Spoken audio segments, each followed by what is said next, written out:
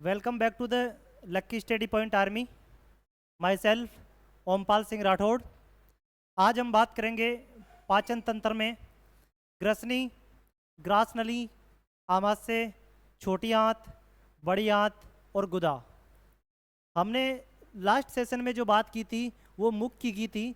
मुख में भोजन जो है वो बोलस कहलाता है. क्या कहलाता है? बोलस कहलाता है. उसके बाद में हमने बात की थी कि मुख में जो भोजन का है अर्धपाचन हो जाता है. मुख में भोजन का अर्धपाचन हो जाता है. उसके बाद में हमने बात की थी कि मुख में जो है दो प्रकार के एंजाइम पाए जाते हैं. मुख में दो प्रकार के एंजाइम पाए जाते हैं, टाइलिन और लाइसोजाइम. टाइलिन भोजन को चिकना बनाता है, जबकि लाइसोजाइम भोजन के साथ आए हुए अनावश्यक जीवाणु, विषाणु, प्रोटोजोआ, कवक आदि को पहचान करके उन्हें नष्ट करने का कार्य करता है. उसके बाद में हमने बात की थी कि मुख में 3 जोड़ी लार ग्रंथियां पाई जाती है. मुख में 3 जोड़ी लार ग्रंथियां पाई जाती है, कर्णपूर्व, अधोजम और अधोजिह्वा, पेरोटिड, लिग्वल और सबलिग्वल. पेरोटिड जो लार ग्रंथि है वो सबसे बड़ी लार ग्रंथि है, जबकि पेरोटिड जो लार ग्रंथि है वो सबसे बड़ी लार ग्रंथि है, जबकि सब लिग्वल जो लार ग्रंथि है वह सबसे छोटी लार ग्रंथि है. उसके बाद में हमने बात की थी कि 24 घंटों में लगभग 1.5 लीटर लार का निर्माण होता है और लार की जो प्रकृति होती है वो हल्की अम्लीय होती है. उसके बाद में हमने बात की थी दांतों की. दांत जो है उनका अध्ययन कहलाता है ओडोंटोलॉजी. दांतों का अध्ययन ओडोंटोलॉजी कहलाता है और दांत ओडोंटोब्लास्ट कोशिकाओं से मिलकर बने हुए होते हैं. दांतों की प्रकृति 3 प्रकार की होती है, जबकि दांत 4 प्रकार के होते हैं. प्रकृति जैसे 3 प्रकार की है, उसमें सबसे पहले आती है थिकोडोंट. थिकोडोंट क्यों कहा जाता है दांतों को? जबड़े में धसे हुए होने के कारण दांतों को थिकोडोंट कहा जाता है. ठीक है. उसके बाद में हमने बात की थी डाइफोडोंट. जीवन में 2 बार आने के कारण दांतों को डाइफोडोंट कहा जाता है. हिट्रोडोंट, एक से अधिक प्रकार के होने के कारण दांतों को हिट्रोडोंट कहा जाता है. उसके बाद में हमने बात की थी दांत 4 प्रकार के होते हैं, कृतनक, रदनक, अग्रचवर्णक और चैवर्णक. इंसिजर, केनाइन, प्रीमूलर और मूलर. उसके बाद में हमने बात की थी कि डेंटल फॉर्मूला जो है वो 21-23 है. 21-23/21-23 मतलब 21वीं सदी में मानव 23वीं सदी का काम करता है. ये जो फॉर्मूला है वयस्कों के लिए, जबकि बच्चों के लिए था 2102. 21वीं सदी में बच्चे 2 ही अच्छे, तो 2102/2102 इंटू 2.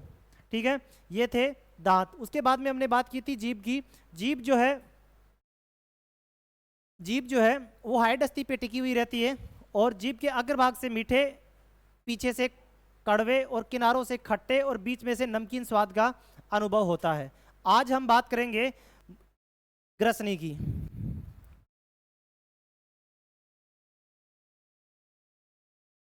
ग्रसनी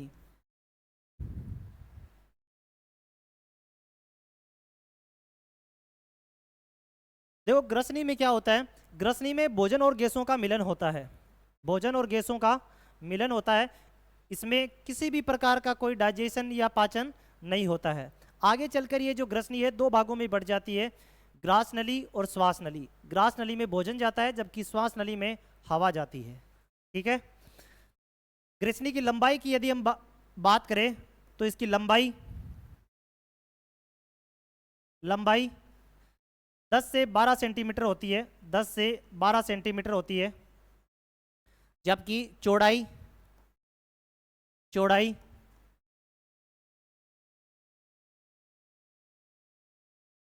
4 से 6 सेंटीमीटर होती है. काम क्या होता है?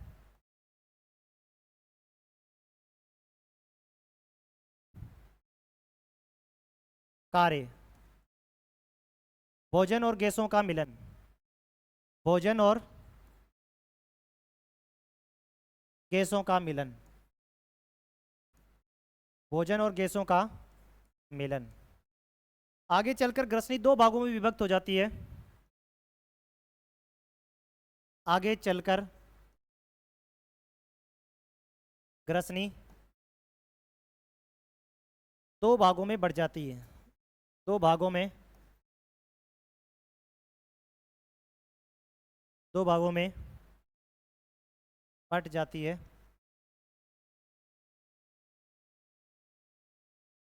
श्वास नली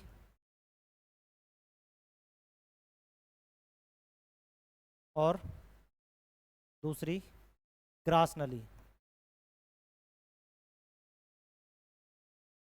श्वास नली में एयर या वायु जाती है और ग्रास नली में भोजन जाता है।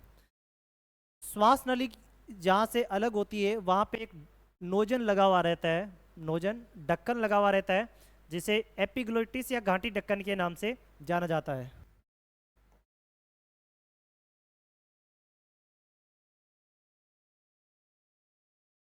श्वास नली में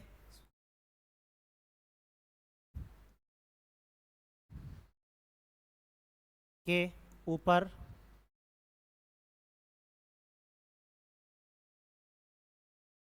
नोजन लगा रहता है,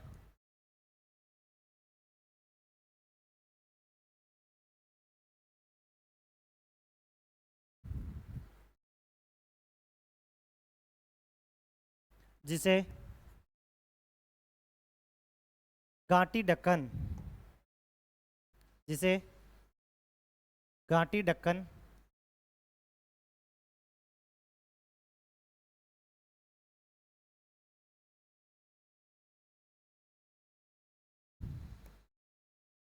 एपिग्लोटिस,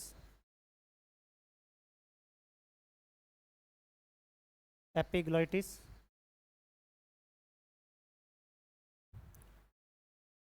के नाम से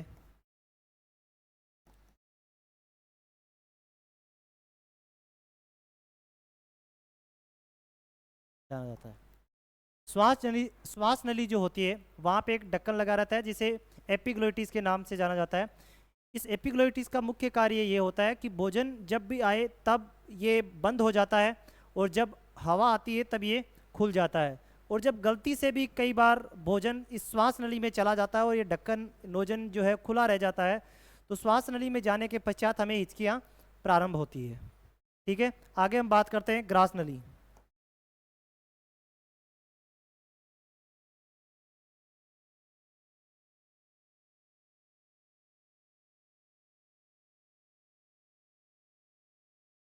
देखो, ग्रास नली की यदि हम बात करें तो ग्रास नली का जो मुख्य कार्य है भोजन को ग्रसनी से आमाशय तक पहुंचाने का है। कहाँ से कहाँ तक का? ग्रास नली जो है उसका मुख्य कार्य भोजन जो है उसको ग्रसनी से लेकर आमाशय तक पहुंचाने का है, और इसमें जो भोजन आगे चलता है वो क्रमानुकुंचन गति के कारण बढ़ता है आगे। कौन सी गति के कारण? क्रमानुकुंचन गति के कारण। ठीक है, इसकी यदि हम लंबाई की बात करें तो इसकी लंबाई जो होती है, लंबाई 20 से 22 सेंटीमीटर होती है। लंबाई 20 से 22 सेंटीमीटर, जबकि चौड़ाई चौड़ाई 10 से 12 सेंटीमीटर, 10 से 12 सेंटीमीटर होती है। आगे यदि हम बात करें कार्य, भोजन को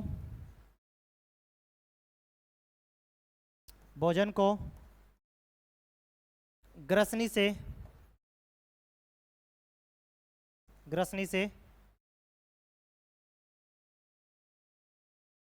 आमाशय तक पहुंचाना,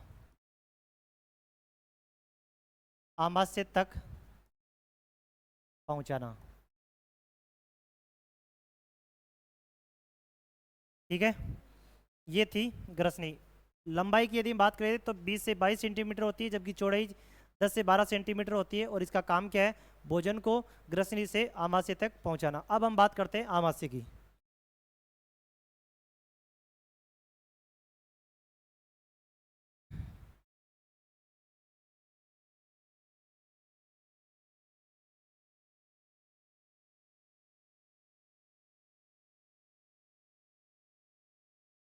देखो, आमाशय की यदि हम बात करें तो आमाशय में जो भोजन है वो 2 से 2.5 घंटे तक रुकता है, और आमाशय में भोजन की जो प्रकृति होती है वो अम्लीय होती है। कैसी होती है? अम्लीय प्रकृति होती है। और आमाशय के अंतर्गत ही HCl पाया जाता है, हाइड्रोक्लोरिक अम्ल। जो HCl ये है या जो हाइड्रोक्लोरिक अम्ल है, इसका जो मुख्य कार्य है वो क्या है? एक तो जो भोजन के साथ अनावश्यक जीवाणु, विषाणु, बैक्टीरिया जो मुख से बच के आ गए हैं, उनको विनाश करने का जो कार्य है वो कौन करता है? HCl करता है। मतलब अनावश्यक जो बैक्टीरिया वायरस आ गए हैं, जो मुख से बच के आ गए हैं, उनको नष्ट करने का जो कार्य है वो कौन करेगा? HCl करेगा। उसके बाद में जो एंजाइम है पेप्सिनोजन, उसको पेप्सिनोजन जो है वो अक्रिय है, अक्रिय एंजाइम है, इसको पेप्सिन में बदलने का जो कार्य है वो HCl करता है। ठीक है। आमाशय में 3 प्रकार के एंजाइम पाए जाते हैं। आमाशय में 3 प्रकार के एंजाइम पाए जाते हैं, लाइपेज, एमाइलेज और ट्रिप्सिन। ठीक है।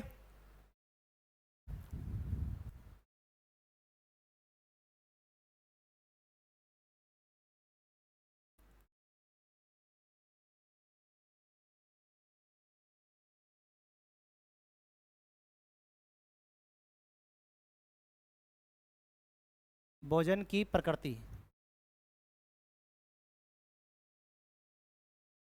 अम्लीय।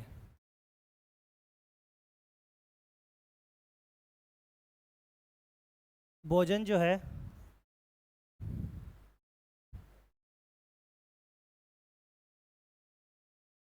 आमाशय में भोजन भोजन 2 से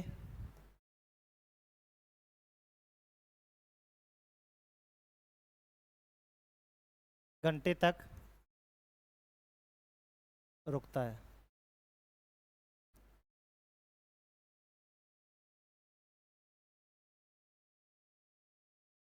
आमाशय की जो ऑक्सीटिक कोशिकाएं हैं,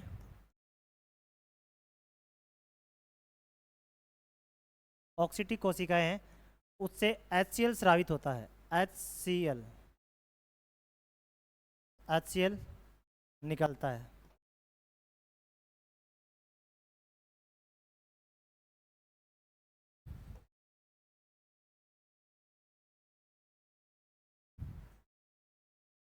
HCl का कार्य, इसका काम होता है भोजन को सड़ने से बचाना, भोजन को सड़ने से बचाना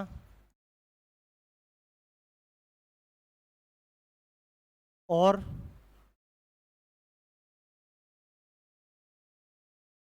पेप्सिनोजन को पेप्सिनोजन को पेप्सिन में बदलना, पेप्सिन में बदलना। मतलब जो पेप्सिनोजन एंजाइम है वो अक्रिय होता है, उसको सक्रिय करने का जो कार्य है वो HCl करता है। उसके बाद में यदि हम बात करें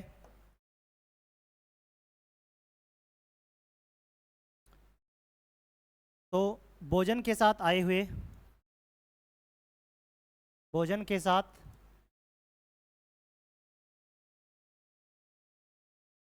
आए हुए अनावश्यक अनावश्यक जीवाणु, विषाणु, प्रोटोजोआ,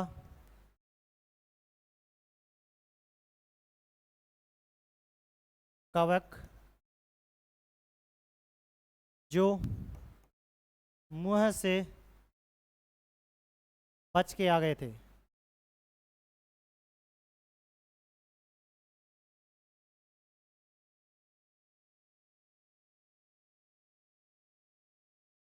उनको नष्ट करना, उनको नष्ट करना।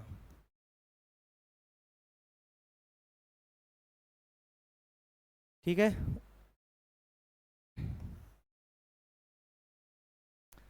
आमाशय में 3 प्रकार के एंजाइम पाए जाते हैं। आमाशय में 3 प्रकार के एंजाइम पाए जाते हैं, एंजाइम पाए जाते हैं।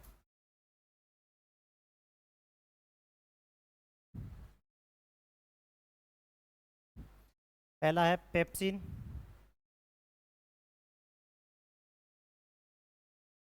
पेप्सिन जो पेप्सिनोजन था, पेप्सिनोजन जो था वो अक्रिय था, उसको सक्रिय करने का कार्य है वो किसने किया था? HCl ने किया था।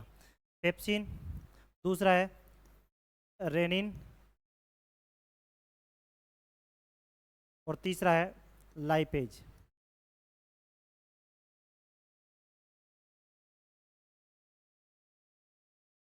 पेप्सिन जो है ये प्रोटीन के पाचन में सहायक होता है। पेप्सिन जो है वो प्रोटीन के पाचन में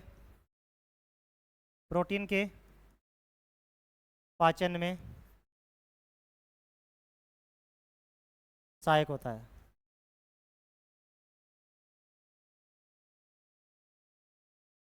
सहायक होता है और ये प्रो और ये प्रोटीन को पेप्टोन में बदलता है। पेप्टोन में बदलता है। रेनिन जो है दूध की जो केसिन प्रोटीन होती है उसके पाचन में सहायक होता है। रेनिन दूध की केसिन प्रोटीन को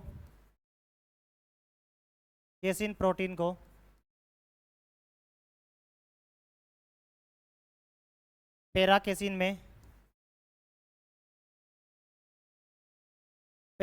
में बदलने का काम करता है।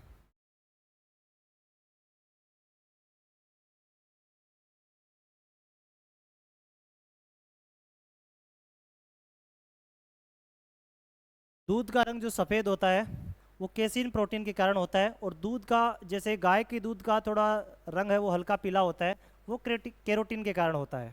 ठीक है।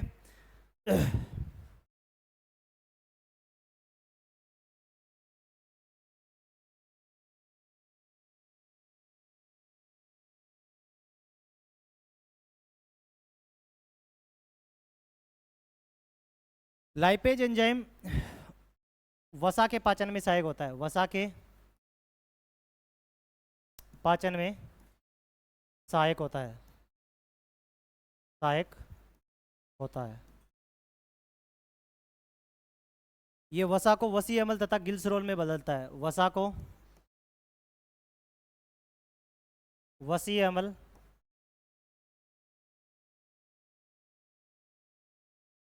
तथा गिल्सरोल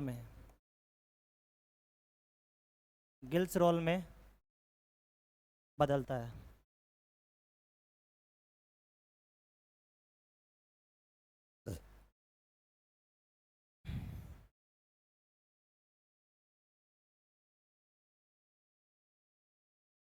आमाशय में आमाशय में कार्बोहाइड्रेट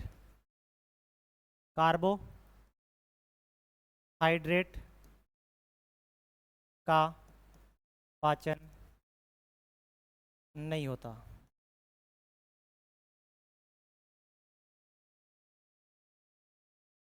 ठीक है, ये था आमाशय। अब हम बात करेंगे छोटी आंत।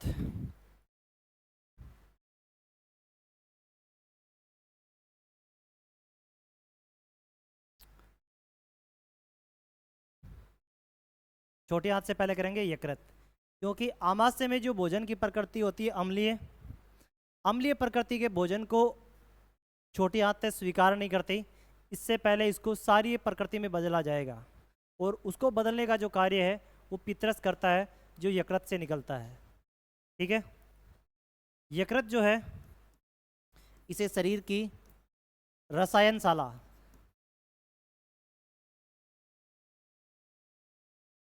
रसायनशाला या प्रयोगशाला कहा जाता है। यकृत के अंतर्गत ही ग्लूकोज जो है ग्लाइकोजन की फॉर्म में ग्लाइकोजन के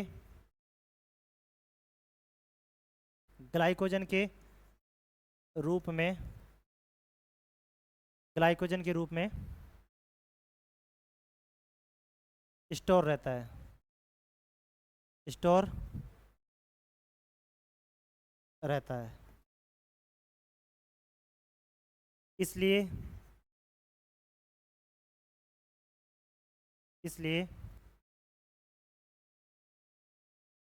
ग्लाइकोजन को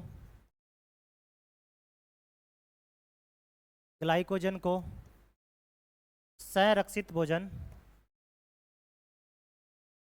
संरक्षित भोजन और यकृत को शरीर का स्टोर हाउस कहा जाता है। स्टोर हाउस कहा जाता है।